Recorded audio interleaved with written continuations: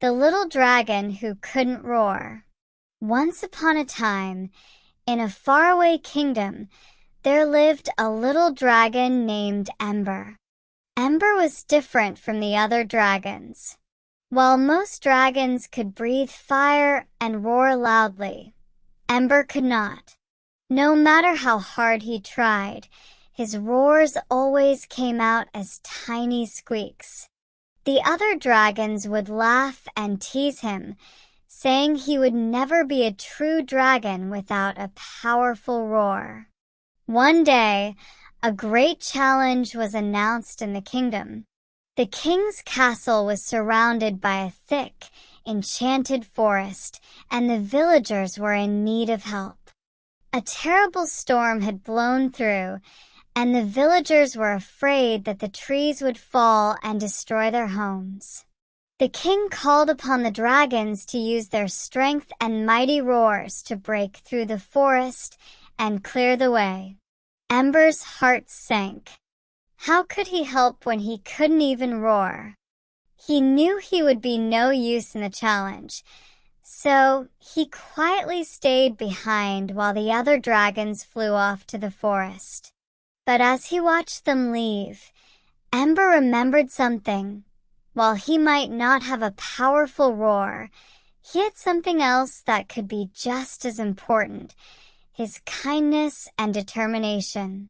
Without wasting another moment, Ember decided to find his own way to help. He flew to the forest, where he found the tangled trees blocking the villagers' path.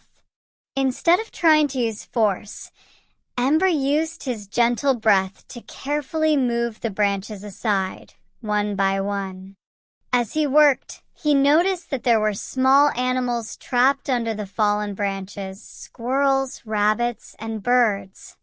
With great care, Ember used his tiny breath to free the animals, guiding them to safety.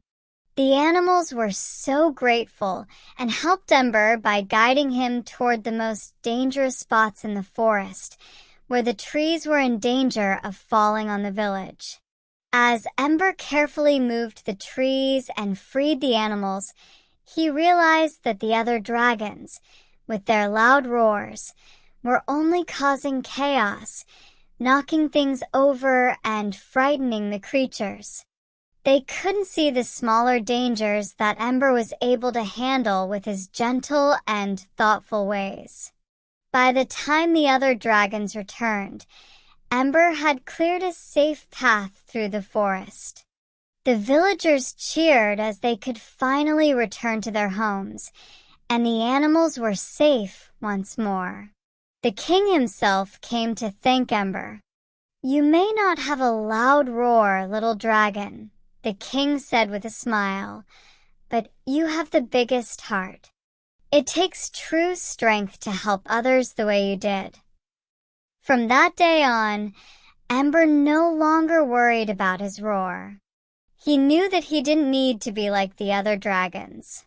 His unique way of helping was just as important as any mighty roar. And so, Ember became known as the little dragon who could make a difference without making a sound.